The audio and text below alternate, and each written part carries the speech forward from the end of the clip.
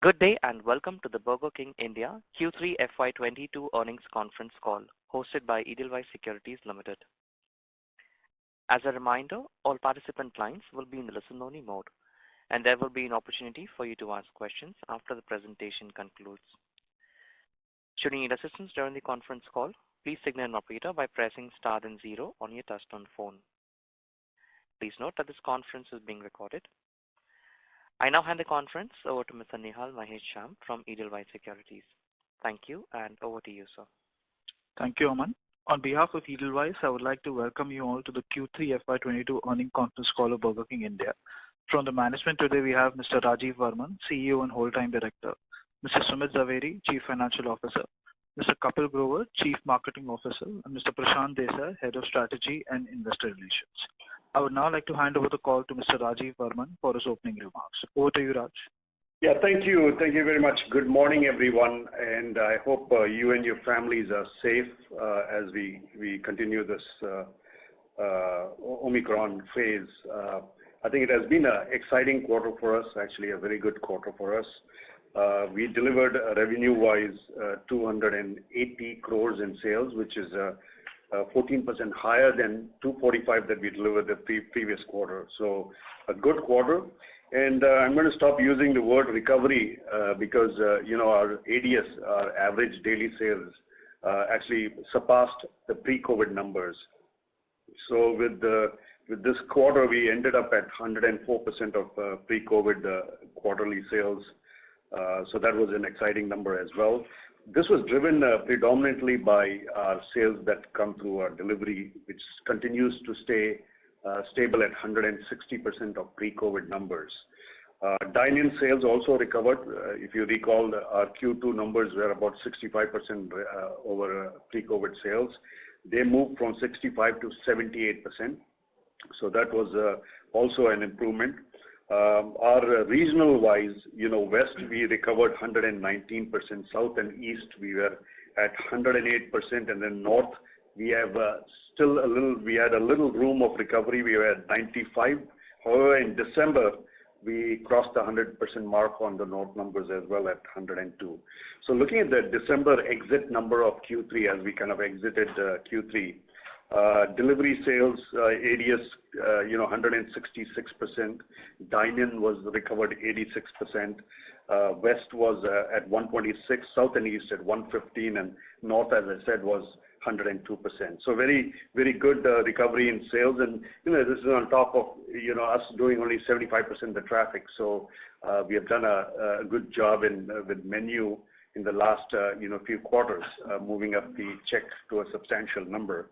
And hoping that this moving forward into Q4 and then moving into the next year, we are looking at, as the traffic recovers, to surpass all these sales. So good quarter from that perspective. Also, just a quick note on the restaurant level EBITDA. We delivered 48 CR, which is 17.2. All these are post-India's numbers. This is more than the Q2 number of 40 CR, which was at 16.6. So that went up as well. The company EBITDA was at 32.8 CR, 11.7%, which is again over the Q2 numbers, which was at 10.4%, which is at 25 CR. So good from that perspective as well. And finally, just on the Indonesian acquisition. So we, as you recall from our past calls, that we had sent in. First of all, our board had approved the offer to go ahead and buy Indonesia, and post board approval, we made a proposal to the seller that was also accepted. And the latest is that our shareholders have also approved this transaction. So thank you very much for that. Really, thanks for all the support on that. This is an acquisition of about 83.24% of the Indonesian business. Enterprise value is at 183, which is clear of debt-free basis. So that's on that side. Just quick couple of notes on our key pillars. We continue to build our restaurants. We built 20 restaurants in this quarter, moving up to 294. In fact, one restaurant just opened yesterday. and we had 295. And we continue to build restaurants. We have 9 in construction, another 65 waiting in pipeline as we kind of move them into construction and forward. The BK app, Kapil will spend some time talking about the BK app, but great work there by the marketing team. We have moved that quarter over quarter, app sales by 41%. So thank you, Kapil, and thanks for all the work you're doing. And just on the cafe, we have opened 18 cafes. Now, if you recall, we had talked about opening cafes in Q4. We pulled it up front and we opened 18 cafes in Q3. There are still 8 or 9 of them in construction as we speak today, and more going into construction for this Q4 quarter. Stunner menu continues to be strong. It is continuing to be accepted by millennial audience, and Kapil will talk a little more about that. So that's just basically a top level summary. We will go dive into these areas on this call. What I'll do is now I will turn it over to Prashant. Prashant will carry you through some of the numbers, and then Sumit Zaveri and Kapil will kind of follow after Prashant. So over to you, Prashant. Thank you, Raj. So friends, coming to slide number 5, we are, as Raj mentioned, as we speak, 295 restaurants. This year our target was to touch 320. We are well on course to deliver 320 restaurants. Next year, as you know, our target is 390, so we will continue to do that. You will notice in slide number 5 that, we have not put the restaurant opening numbers for FY 23, 24, 25. We've gone to the MSBA target of 700. And you will see later on also the guidance slide, we've kind of moved that. And the reason I wanted to kind of share with all of you is, you see, we've actually delivered on every single guidance that we have shared with you, be it with respect to store openings, be it with respect to, the ADS guidance, and be it with respect to our gross margin guidance. So what we will do is, having achieved all the guidance for this year, we will come back to you guys when we come back to you guys for the March quarter full year numbers. That's the time we will now revisit that guidance, including the guidance for the store rollouts in Indonesia, including the guidance for the BK cafes rollout. As a result of this, we kind of excluded it from here. But when we come back to you with March, there will be 2 more numbers in addition to the India store rollout. It will be the BK cafe in India rollout plus the Indonesia store rollout. Raj spoke about this in terms of the slide number 7 in terms of our recovery. What we have done is, for your benefit, we've broken this recovery down Q1, Q2, Q3, financial year 2021 and 22Y. If you recall, 2 quarters back, we have chosen to share with you that our pre-COVID numbers on an annual basis when we ended March 20 was 110,000 rupees. And we said that it's better to compare our performance this year with the March 20 numbers, because comparing with March 20 will always give you a very high SSSG. As a result of this, we've shared this number with you for your benefit. As you will see in the last quarter as well, the recovery continues to grow, and we were at 114,000 of ADS for the March quarter. For the December quarter. Raj spoke a little bit about slide number 8. As Raj mentioned, the delivery recovery continues to remain strong. And as you will see, the first quarter of this financial year, our dine-in recovery had slumped to 32% because of the second wave. We then moved up to 65 in Q2, and we ended Q3 at 78% recovery. But heartening to note was the December number, where the dine-in has now recovered 86%. Similarly, the recovery on the delivery side for December was almost 166%. If you look at the Q3 overall number, the dine-in business currently is at 47% and delivery is at 53%. If you guys will recall, when we ended March 20 for the full year, our dine-in business was 65% of our business and delivery was about 35%. You've known our view. We've kind of shared this with you that we believe we are predominantly a dine-in business. And as the world opens up, as schools and colleges open up, as the dine-in traffic kind of completely recovers, we believe, the balance of 65-35 should return back in FY23. Talking a little bit about slide number 9, as I said, the recovery now stands at 104%. And if we just map like December month, the recovery is around 111%. Raj again mentioned this because we have our MFDA gives us the rights to open restaurants all across the country. We shared with you our regional-wise recovery. West has again led this recovery at almost 120% for Q3, followed by South and East at 108, and as Raj mentioned, North, which was kind of lagging, also in December crossed the 100% recovery number. What I will do is, quickly turn it over to Sumit, our CFO, to quickly share with you the highlights of our operating performance. Over to you, Sumit. I'll kind of literally summarize what Prashant and Raj took you through. The financial performance slide, which is slide 11, is literally the summary of what we achieved during the quarter. We grew our sales by 14%, got to 280 crores of sales. We achieved a margin of over 66%, and if you've been tracking our performance, you will realize on quarter-on-quarter basis, we've been improving our gross profit margins. We are at 66%. We strongly as an organization believe that we should just continue to be where what we've achieved, we improve on from there on. So we strongly believe that what we've achieved is certainly sustainable, and we can build our base on that going forward.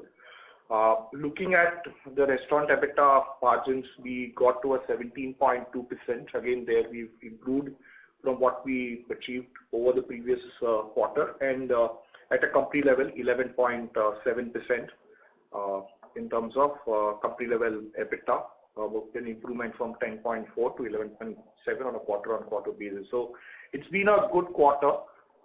We believe that we've created a base from where we can kind of work towards improving further. So with that, I'll just hand it over to Kapil, who can take us through some of the initiatives that we took on the marketing side, which has certainly helped us in achieving what we achieved in quarter 3. Well, thanks, Sumit, and a very good morning to everyone on the call. Now, in the last quarter, we've seen very good improvement in our sales recovery, and especially dine-in, while our delivery sales stayed very strong. Now, we've been focused on strengthening our brand, and Whopper is a key pillar of that strategy. We continue to drive very exciting engagement programs and limited time products to build that franchise. After a string of awards that we won for our social media campaigns like Date the Whopper, which was around the Valentine's Day, and the great cricket hack which we did around the fancy 2020 cricket tournament, last New Year's we launched an incredibly fun campaign to engage with the youth and help them stay sober on the first day of the new year. While people celebrated New Year's with abundant caution outside or in the safety of their homes, Burger King made sure that they didn't need to worry about a delicious flame grilled Whopper or a crispy veg Whopper to start their first day in the new year on a good note. So the Sober Whopper was a customized product, and it was available exclusively on Burger King app. I'm very happy to share that the idea connected very well with the Indian youth and also got coverage in countries like South Korea, Australia, France, and Italy. So that's where we continue to build the Whopper franchise. Now I'll move to slide number 14. We've done a lot of foundational work on the Burger King app, and we are now seeing very good momentum quarter on quarter with a growth of 41% in sales in the last quarter. We now have 177 e-bikes on the ground, delivering orders which are placed on the Burger King app, and we will continue to grow the percentage of e-bikes in our fleet. We also continue to invest in driving BK app adoption through digital marketing, and by the end of last quarter, we were at cumulative 2.35 million installs and over 400,000 monthly active users on the Burger King app. So that part of the business continues to grow for us. Every quarter we stay invested behind that. Now that brings me to the next slide, slide number 15 on BK Cafe. Now Raj spoke about the fact that we've been able to fast track this project and roll out 18 cafes by 31st December. Now, these cafes are a mix of high street, drive-thrus, and malls, so we can get learnings and improve the model before we scale up. So far, we've seen that the consumers have given very positive feedback on the menu, both hot and cold beverages and the food. We're also seeing some very good patterns and improving overall beverage sales and traffic in key day parts by offering this new proposition to our consumers. But as we said, it's very early days for BK Cafe, and we will keep you posted on how this progresses over time. Now that brings me to slide number 16. Now last quarter, we continued to grow stunner awareness and trial. That's our value proposition. Now, if we measure this versus July 21, which is when we launched a 360 campaign around stunner, the stunner menu volumes have grown by 39%, which is in a way very strongly sort of correlated to dine-in traffic growth in the last quarter. So that tells us that the consumers have a very good acceptance and trial of the stunner menu, and we're getting fantastic feedback on the products. So that in a way sums up the marketing update for the last quarter. I will now hand it over to Prashant to talk you through the key performance indicators. Thanks, Kapil. Appreciate that. So friends, as I was sharing with you earlier, this slide used to be our guidance slide. Given the fact that we have achieved all the three guidances that we shared with you for the current year, what we want to do when we come back to you with March is now start incrementally sharing with you the new guidance, because most of our guidance will now need to be revised upwards from what it was previously. So we will now come back to you in the March quarter full year numbers with our new guidance on store openings. It will also include the guidance on BK Cafe, as well as our guidance on the Indonesian operation. Our view is that we should be able to, now that the shareholders have approved this, we will be soon launching our QIP, and subsequent to the successful closure of QIP and acquisition of the Indonesian business, we will come back to you in the March quarter and guide you for the Indonesian business as well. Now with Cafe starting, we will have to revisit our guidance upwards on the gross margin side, on the same store side. As Raj and Kapil both mentioned, still early days for Cafe. Initial response continues to be extremely strong and promising, but we are just asking for another quarter from you, so that when we come back to you with our March numbers, we guide you much more appropriately with a very strong degree of confidence on that. So as a result of this, we kind of removed the previous guidance slide, and we will reinsert it in the next quarter.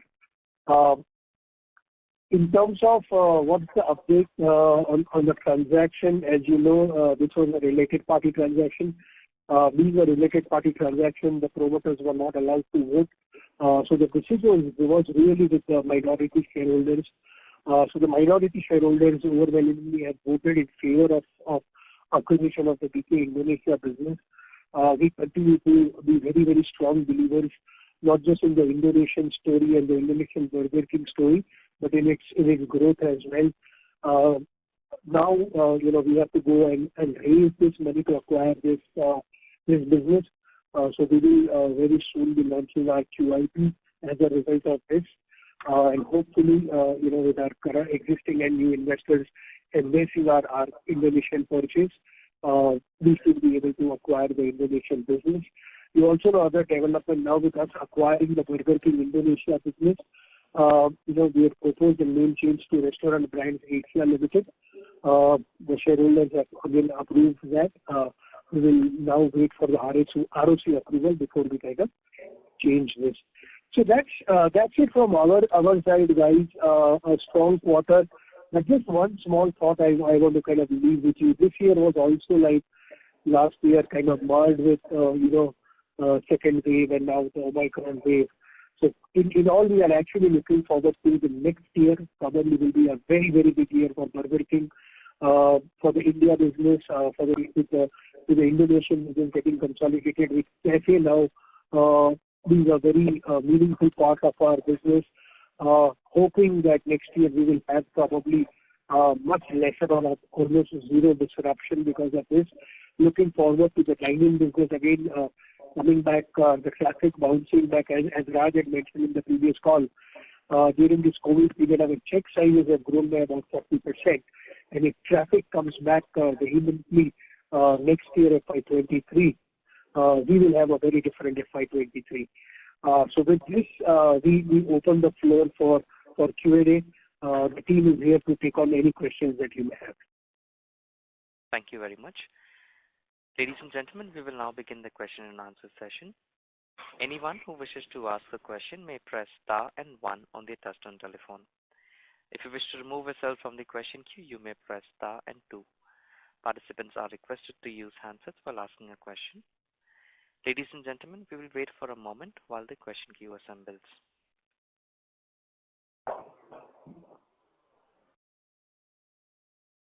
The first question is from the line of Vicky Punjabi from JM Financial. Please go ahead. Vicky Punjabi, your line is unmuted. Request to please unmute your line and go ahead. Yeah. Thanks for taking my question, sir. Am I audible? Yes, you are. Please go ahead. Okay. Yeah, Vicky.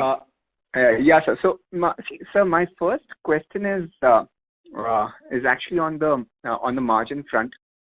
Now, I was just comparing the current quarter with the December 19 quarter. So I see a gross margin expansion of 140 bips and an EBITDA margin expansion of 30 bips. I just, when I look at 2 quarters in terms of character, there is definitely a higher element of delivery in this quarter versus, delivery mix this quarter versus, say, a December 19 quarter. So, just one of the implications that I could draw out here is that, if we have a same kind of a revenue per store and the delivery mix is higher than what the dine-in mix is, it would have an adverse impact, or on like-to-like basis, the margin would be lower, the EBITDA margin would be lower. Is this a true understanding, or the fact is that the incremental prices on delivery does offset the incremental expenses here? So, Vicky, yeah. Hi, Prashant, you may take. No, Sumit, go ahead. Thanks. So, Vicky, yes, what you are seeing is correct, that dine-in and delivery has a differential in terms of margins at an EBITDA level. But to your question first, saying does the price differential offset the impact? Yes, price differential, and the idea of having a price differential is to offset and be competitive on the platform. So that does help retain the gross margins. There is an incremental cost to do that business, and that does impact on the EBITDA side.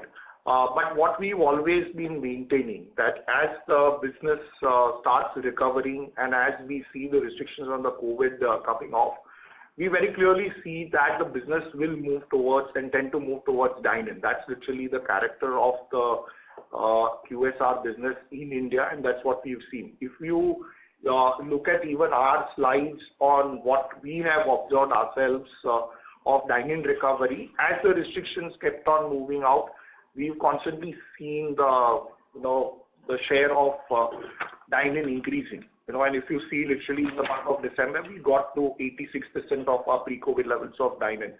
So while it does impact, we do strongly believe that as restrictions go back, we will go towards and closer to the pre-COVID levels of dine-in delivery ratios. That's something which we strongly believe.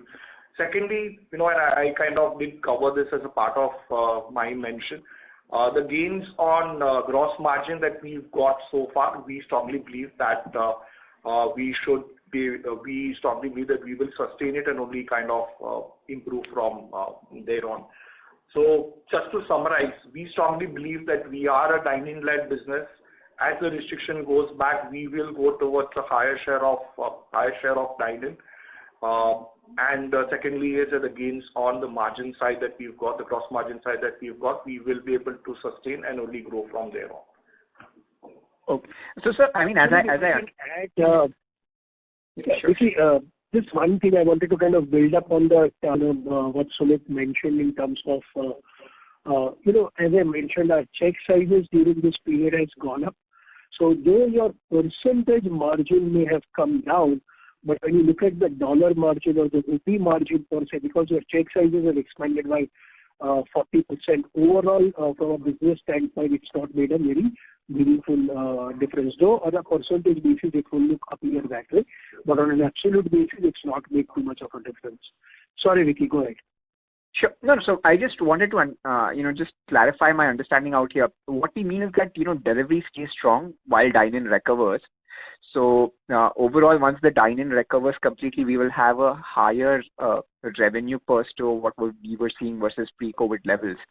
And plus the margin, the gross margin would continue to strengthen from there on, partly also, despite the dine-in proportions moving up. Is my understanding right out here? Yes, absolutely, Vicky. Okay, sure. Just to, there's three numbers I want to share with you. We spoke about this in the last quarter. We said that we would exit this year, fiscal year, in March, going north of 66% on margins. We have already done that in Q3. We said that we would exit this year, fiscal year, March, getting sales back to pre-COVID levels. We have already got this in Q3. We said that we will, get to 320 restaurants by March of this year, fiscal year, and we are well on track to hit those. So, that's why we kind of, put this into a very good quarter, because it helped us with all the opening ups and, the market and the malls and so forth. It just kind of, got us a quarter head start on all our numbers. And that's why we are kind of placing this as a good quarter. Right. No, sir. Yeah, definitely. It's a strong quarter. Just one more thing I wanted to understand on the BK Cafe expansion side. Right? I mean, while we are currently kind of piloting the model, once we have once we firmed up on the model side, there is something on the number of stores that's being expanded generally, and then there is BK Cafe that comes in. So on the new store launches, what is the thought process here? Do we, currently go with without the BK Cafe, and then in 3 to 4 years we have to again renovate to get BK Cafe in, or would we actually go with a BK Cafe across most of our new store expansions? Just wanted to understand the thought process on cafe expansion. Yeah, Vicky, cafes are here to stay, right? So all our new restaurants are actually designed with cafes in them. So we will be opening cafes all across our portfolio. Now, there's, as I said, I think 2 quarters ago, that there will be a full-fledged cafe, and then in a food court we will have a what we are calling as a B model, which will have a counter area, and it'll have the menu board and the cafe menu over there. But we are now inherently building these into our designs. So all the new design, actually we have already done that. So all the new restaurants that we are opening now already have cafes inside them. And this will continue as we continue to build restaurants next year and the year after that. I hope that answers that. Sure. Thanks a lot. I'll come back in queue for more questions. Thank you. Thank you. Thanks for your questions, Vicky. Thank you. A reminder to our participants, please press star and 1 if you wish to ask a question. The next question is from the line of Anish Monka from JST Investment. Please go ahead. Thank you. So when I try to understand the long-term business economics of a QSR company, and please correct me if I'm wrong, customer retention plays a very critical role. So not just to check if the customer is coming back to us after visiting once, but also to check that is he or she coming to us in 7 days, 14 days, or 28 days. And thereafter, to get data-driven insights as to how much integration are we able to make in their day-to-day lives. So what does your data tell you, and where is the direction? Thank you. So, yeah, hi. Will you take that? Yeah, sure, Prashant. So, hi. So we are actually in the midst of, working on a very comprehensive CRM, tech integration, and a long-term sort of play around understanding customer through data. That is already in the works, and we should be rolling that out in the coming quarter. So far, what we are getting from researchers and customer interactions, both qualitative and quantitative, is that we are seeing a good incidence of our products on the Stunner menu and the new launches that we've done in every check. So customers are trying it, and it sustains over time. So we're seeing that stickiness on the menu. But as I said, we are in the midst of working on a very comprehensive CRM program, and we should be able to share a lot more database insights in the coming quarters. Noted. So secondly, on the menu, so as we see it, the majority of India remains a dal, roti and chawal eater and would go for a QSR not more than once a weekend. As we saw with KFC when they were struggling 10, 15 years ago, to become an everyday brand, they introduced the rice box and that changed everything. So how is Burger King planning to position themselves as a weekday brand, as we understand that's where the untapped volumes are? Thank you. Yeah, thank you, Anish, for that question. If you actually reflect back on, QSR usage in India today, it's approximately about 8 times in a given month, right? So that's how often they're going into the restaurants. Those numbers in, the other Asian markets, for example, China and Indonesia, are significantly higher. China being at about 28 times a month. And Indonesia is somewhere in between those two numbers. So that growth is happening as we speak now. When we came to India in 2014, the concept of burgers and Western QSR was basically a snack, and people would have that snack and then go back and have their dinner. Now we introduced and strongly went after the concept of combos. And we really took the lead in making sure we came out with some fantastic introduction strategies. At that time we were actually making a combo at 50 rupees. So take any product at 50 rupees became a combo. So we ingrained that kind of culture at that time. We have not looked back from there. We continue to drive that experience with our customers. And today, if you look at our combo percentages, significantly climbed beyond what we used to do, which was at 26-30%. This has gone north of that. The other two things that I'll tell you is how we learn that these repeat businesses. It's through products. It's through our product mix. So if you look at our product mix, we started the King's Collection, which is a gourmet line of products. And, lo and behold, we are expecting to sell a few of those. And now today we are selling upwards of 80 of those units per day. And that is not with, 100% of the traffic back in our restaurants. So there's massive room over there. That's sustaining. It is not going up and down. It's sustaining. It's continued in growth from there, which tells us that that entire menu, that collection, has resonance with our clients, and they like it.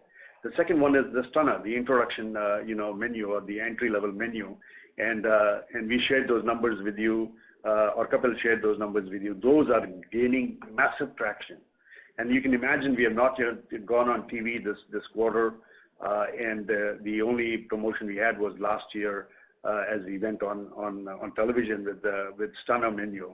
I think this is the other one which will gain and will drive people into our restaurants at the entry level for trials.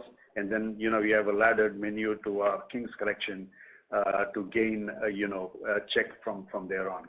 So as we look at the business, we feel strongly that we have put in the discipline and the item and the structure, menu architecture in place, which will give us long-term growth on not only repeat business, but also on new trials because of the entry-level menu. Just to add to what Raj spoke about, our menu being, structured in a manner. To your question, we have also been very conscious of the Indian taste palette in the design of menu. From the day one when, Raj set up the whole speech with the leadership team, the entire menu that we sell in India is an India exclusive menu designed to the taste preferences of the Indian consumer. And even today, we continue to stay focused on that. So ideas like, for example, the Masala Whopper is a Whopper which is made for the Indian taste palette. And you'll see many more ideas that come out like that. For example, the Tikki Twist Burger, it's got, products and ingredients which are, because Indians like multi-textural food, it's got crispies and a spicy sauce, right? The Makhani Burger. So we have a menu which does reflect the taste preferences of Indian consumers. Thank you, Mr. Munkar. Request you to join the queue for any follow-up. Thank you. The next question is from the line of Avi Mehta from Macquarie. Please go ahead. Hi, sir. I just had three questions. First, I wanted to kind of just understand, is there any divergence in the gross margin between dine and delivery? What I mean is, do people tend to order more premium products online versus offline? Or does the check size have any difference in the gross margin?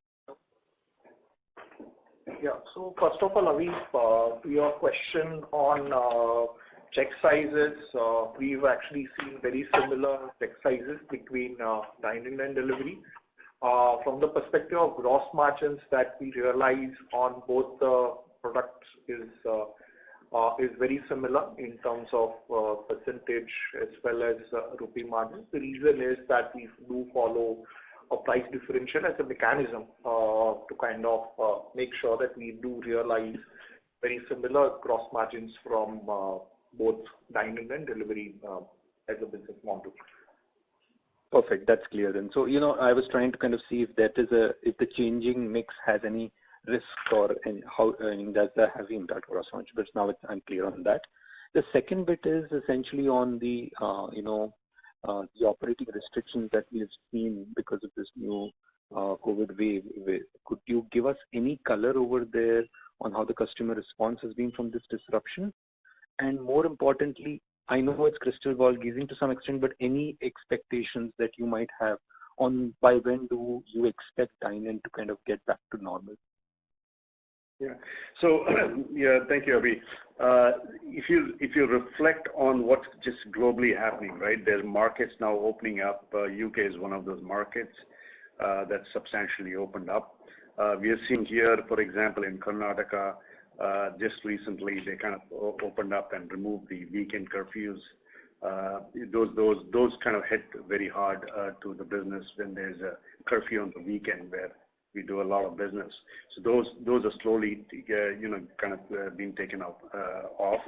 And now you're absolutely right. We don't have a crystal ball, or we don't claim to have handle knowledge on how this is going to progress. But all that we're seeing around is that while we had a kind of a restriction here in January as Omicron kind of came and set in, it is kind of from whatever we are seeing in terms of the markets opening up, kind of going into the rear view mirror slightly. I would say that cautiously because we have seen this go back and forth, and everyone on the call is aware of that. So, but for us, we are looking forward to a very, very strong next year because we have the discipline is we have put the menu, the architecture, the business economics, and the way we have structured our restaurants in the last 2 years, well planned, ready for the next year. So we dressed ourselves mentally and physically in our restaurants with all the initiatives we have taken.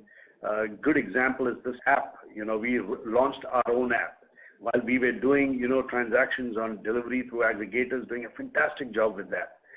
We were selling way above the average in the industry in terms of daily sales through aggregators. But we bought the discipline of coming up with this app. We have gained 41% quarter-over-quarter transactions on our app. This is a very strong tool. It's going to help us, our consumers, better. It's also going to give the last mile kind of experience, a strong experience to our consumers. So this is another tool that we prepared going into next year. So if you would look at the dress up, you have got cafe ready to rock and roll for next year. We have got an app that is very strong and gaining momentum. We have got an entry-level menu stunner which we launched during COVID, which is gaining traction and gaining gains.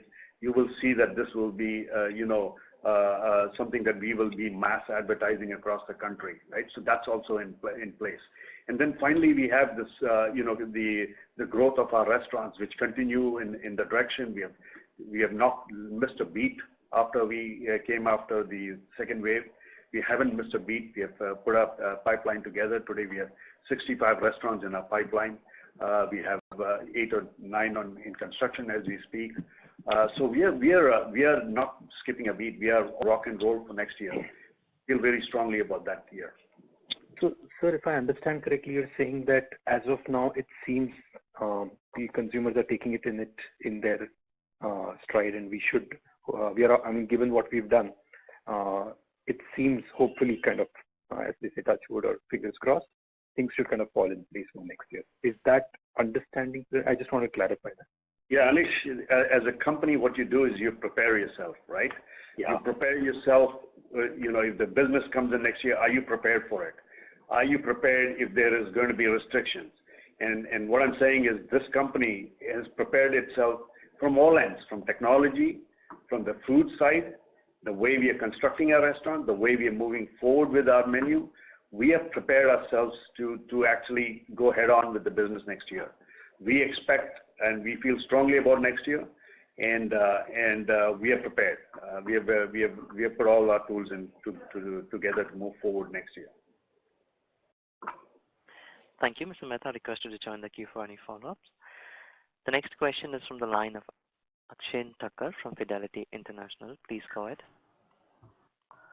Yeah, congratulations team on a good set of numbers. I had two questions. One was a housekeeping question and one was generally a crystal-gazing question.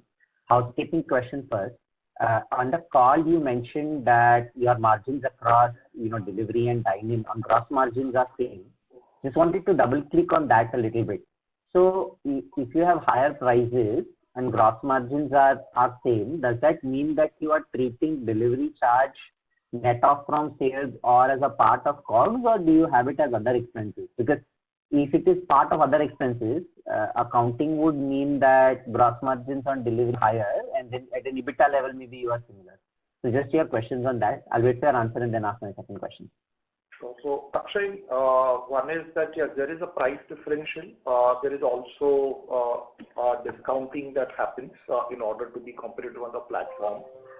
And hence that's the offset that allows us to maintain or manage very similar margins between dine-in and delivery. To your question on the delivery charge or the cost that we incur, that is effectively kind of would sit part of the other expenses line on our P&L. The cost that we incur to do that business, which is part of other expenses line.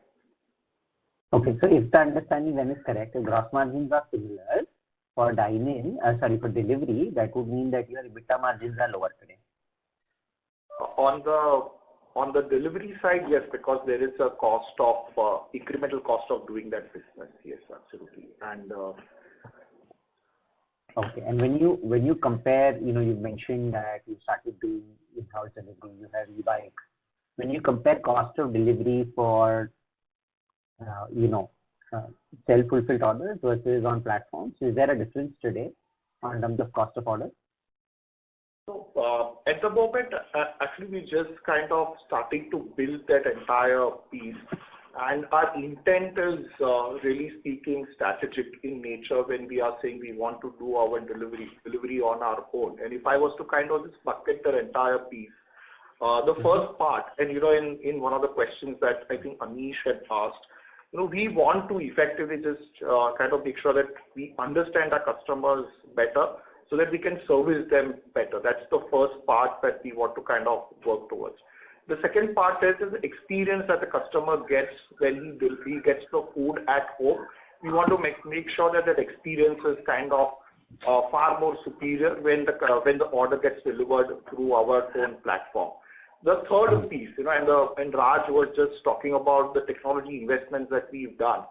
And today our technology investments are done not from the perspective just in delivering or servicing the customer purely from delivery perspective, but to engage with him on all different platforms or all different ways in which we service or connect with the customer, be it delivery, be it dining, be it takeaway.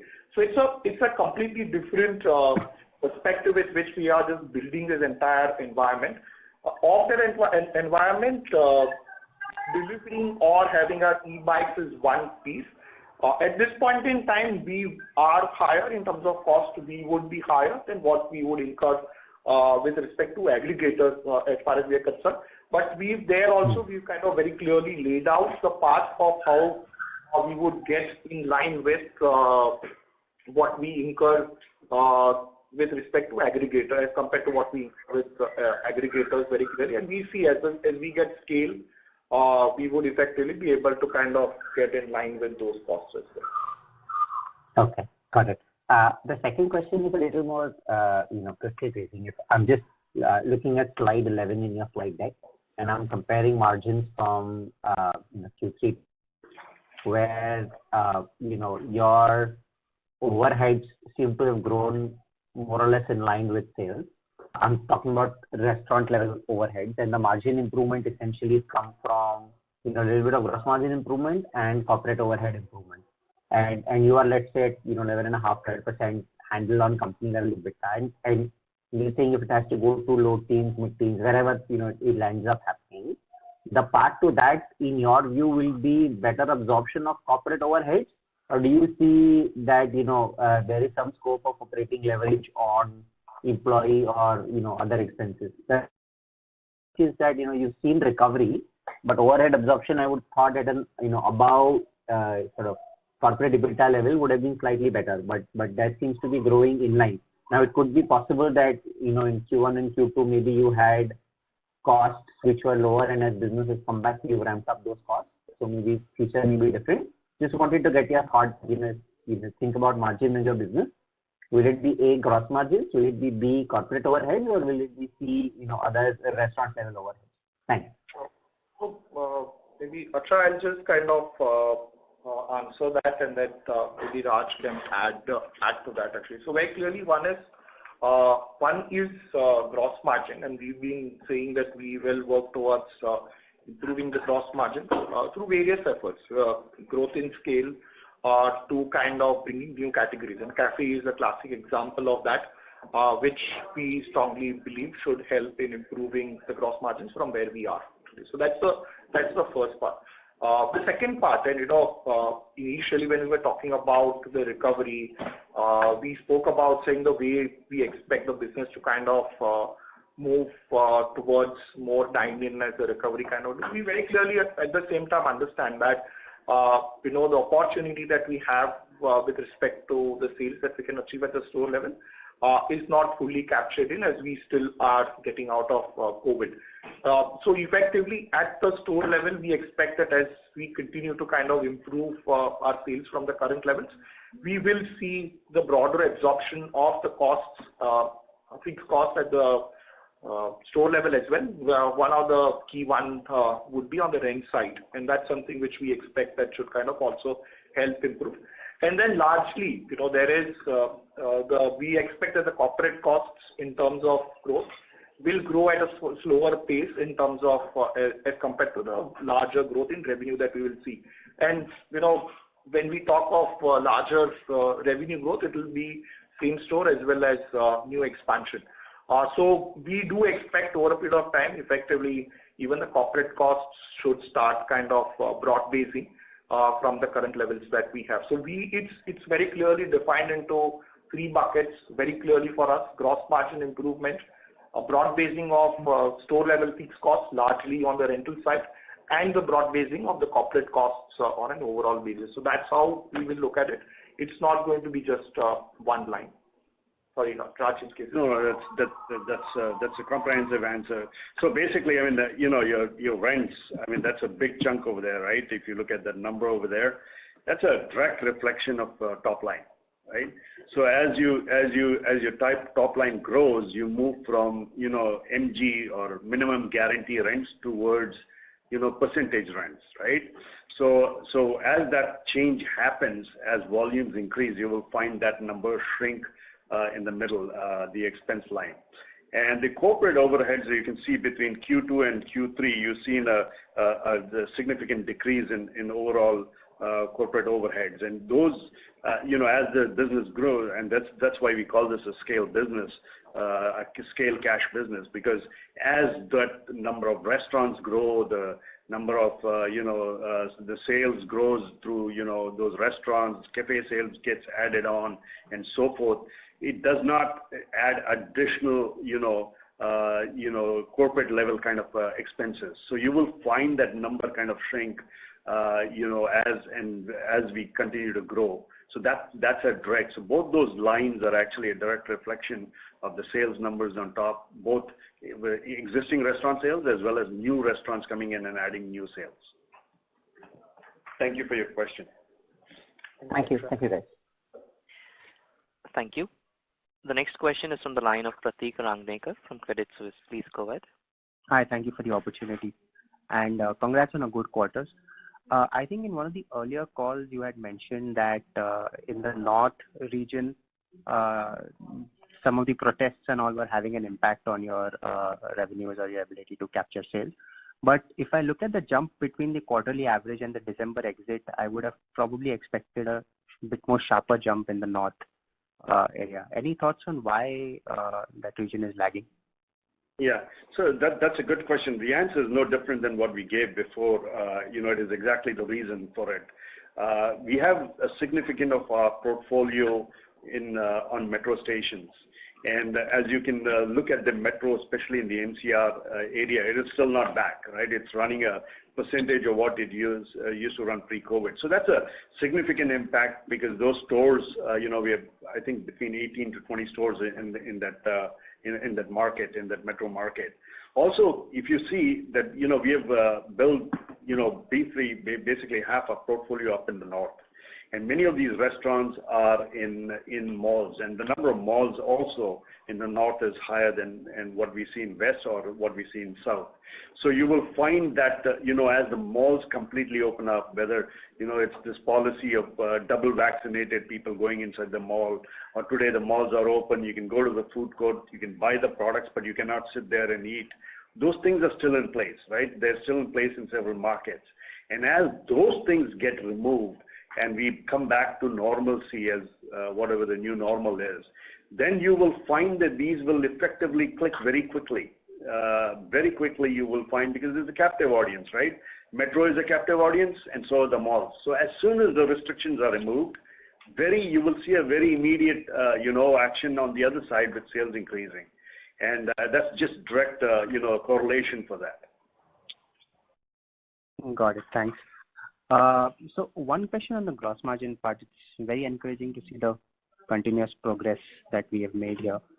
Any more color that you can provide on how this has come across? Is there a pricing element here, or maybe some breakup that you can provide between pricing and mix here? And also, if you could quantify maybe broadly the impact of RM inflation that you are facing this quarter. Yeah. So first, I'll just quantify saying that we are supposed to hit 66% as we exited Q4. We have already done that. See, basically, if you look at gross margins, right, how do these gross margins improve as you grow up? For example, I'll just simplify this. It's not as simple as it is, but I'll simplify this. You have a restaurant that is potentially a remote restaurant in a city where you're transferring your trucks for one restaurant. As you build two restaurants, the same truck is carrying food for two restaurants. When you go from 2 to 5 restaurants, the same truck is carrying, food for 5 restaurants. So your transportation cost, which is secondary transportation cost, will continue to go down, right? So that has an impact on your total, GP. Secondly, as you build a significant amount of portfolio in a certain market, then you are able to get local vendors, whether it's vegetables or other products, you can get local vendors there, and that drives down even more the transportation cost, as well as, bringing in more vendors is always effective in terms of total buying ability and the cost of buying. So these things are cumulative, and we have a very strong supply chain department, led by Sandeep Day. And, when we did this, in 2014, we had set this, travel journey. We had spoken about getting to 66. We had spoken about going from 66 to 68. None of that has changed. All the work behind that, whether it is in transportation, whether it's in the way we, get different new vendors to come in, or whether it's, basically engineering our products, whether it's going down to, ingredient levels. We even negotiate ingredients on behalf of our, suppliers that, process our food. We go and negotiate the ingredients so that ingredients purchased by them goes cheaper, and then that gets transferred directly to us. So it's just hard work, and it's not something that we are all brilliant people here. We're just hardworking group of people that continuously work hard every day to continue driving this number below, and Sandeep and his team do a great job doing that. Thank you.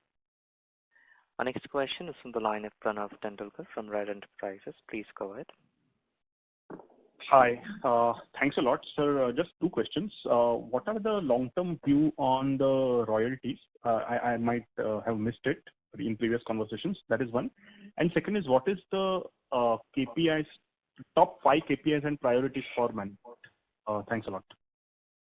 Okay. So royalties, we kind of, have spoken about this several times. Well, I'll just kind of reiterate that.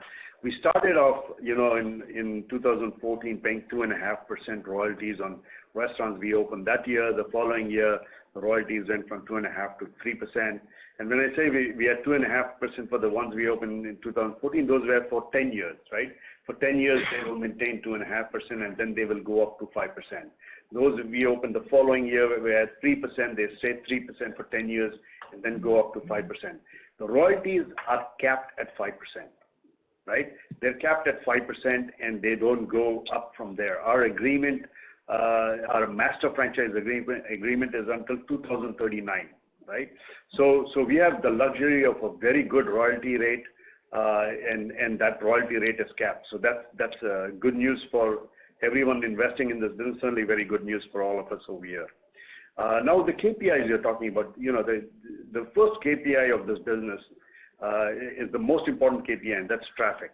How many people come into your restaurant on a daily basis? How many people place an order? We call traffic as the blood of this business.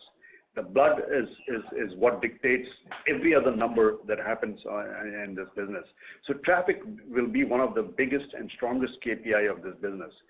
Sales, obviously, with our check APC, simple definition of sales, as I tell my team over here is, how many people come in and how much do they buy? That's sales, basically, right? So that's a major KPI. Our gross margin we have spoken about in a big way. It's a major KPI. Our growth is a KPI for us. We want to make sure that we are continuing to grow. When we say sales, we not only take sales of existing restaurants and new restaurants, we also look at things like cafe coming in, adding sales during breakfast day part, cafe coming in and adding sales between lunch and dinner, right? So this is a very strong initiatives that we put in, whether it's Stunner menu, whether it's the King's Collection, whether it's the cafe, whether it's our app. All these are to drive sales. So that's a major KPI. Growth is, obviously, I just spoke about it, and obviously our restaurant level EBITDA margin and our company level EBITDA margin. So this is how we run our business. These are the boxes that we put on our chart. If you come and see our MBOs, our management business objectives, all our people have these business objectives on their MBOs. Hope that answers. Thank you for your question. Thank you. Ladies and gentlemen, due to paucity of time, we'll be able to take one last question. That is from the line of Suresh Pardeshi from Centrum Capital. Please go ahead. Hi team, good afternoon. Thanks for the opportunity. Just two questions. The first question is on if you can spend a minute or two how we should look at the BK Cafe business. So maybe if you can share some commercials, just purely from the building our model perspective next 2 to 3 years. Maybe if you can outline what is the number which we are looking. And quickly follow up on that, what is your experience? I mean, it's too short. I mean, almost a month and a half you would have spent time on building this business. But initial feedback on the customer traffic and things, how it is moving. Yeah, I'll turn it over to Kapil to give you, what the customer reaction so far has been. It's been very positive. But just on the guidance and numbers, I think Prashant said it on the onset. Give us some time. We don't want to be sharing, half numbers. We want to understand it very well. When we say we have 18 restaurants open, many of them are open only for a week, maybe a little more than a week. So we don't want to, at this point, sit here and share half numbers. So please give us some time. We are extremely delighted with what has happened with this cafe business. We are extremely delighted with the products that we have put forth. Our objective and subjective, both quality and qualitative and quantitative research, whatever we have done, that Kapil will share his thoughts on that. But it has been overwhelmingly accepted as a very good rollout, and we are extremely happy with it. That's why we pulled it up We are supposed to do this in this quarter. We did it in Q3, and we are not, taking a pause. We are going forward and continuing to build these cafes. So it can tell you how strongly we feel about it. Kapil, you want to add anything? Yeah, just to add to what Raj said, it's about how we have laid the foundation of this business, and and we continue to learn from all the experience that we're gaining from these cafes. First of all, good traction on the menu. We're getting good feedback, as I said in my slides, on beverages, both hot and cold, and also in the food. There is consumption of a lot of hot beverages in the north because it's very cold there. A lot of cold beverages in the west because of weather. That mix will shift as the weather changes. So as I said, we'll keep learning from it. The food menu, good traction, and we keep optimizing it. We keep adding new products based on customer feedback, and you will see that menu evolve over a period of time. In the next quarter, we will definitely have more to share with you on this business. Okay. Just last question on the Burger King Indonesia acquisition. Somewhere I read we have done the acquisition of 83%. While it also says that cash-free and debt-free basis at 100% acquisition. Slightly confused. Is it that 100% acquisition, or if it is not, who owns the balance 17%? Sure. So yeah, I'll take that, Suresh. Currently, as you know, and we had shared the details in the call when we declared the bid for the Indonesia business. The balance is owned by the original franchisee in Indonesia. It's a retail group out of Indonesia, very large retail group called Mitra Adi Perkasa Group. If you go back to those transcripts, you will realize that besides acquiring 83% of this business, one of the conditions to bid for this business was to infuse $40 million into the Indonesia business, because the Indonesia business is likely to grow from where they are today, which is about 176 restaurants, to about 350 over the next 5 years. So if you look at that $183 million, that's the enterprise value. Post all the adjustment in terms of lease liability, debt-related, normalized working capital, the equity value of this will come anywhere between 125 to 130. We are currently acquiring 83.5%. Post the infusion of $40 million, the primary infusion into the Indonesia business for their expansion, we believe we will end up owning about 90% of the Burger King Indonesia, and 10% will continue to be held by the partner, which is Mitra Adi Perkasa Group. Thank you. Thank you. Ladies and gentlemen, due to paucity of time, that would be our last question for today. I now hand the conference over to the management for their closing comments. Thank you, and over to you. Okay, thank you. Thank you so much. Again, really appreciate everyone joining the call. Your enthusiasm with the questions. Thank you for that as well.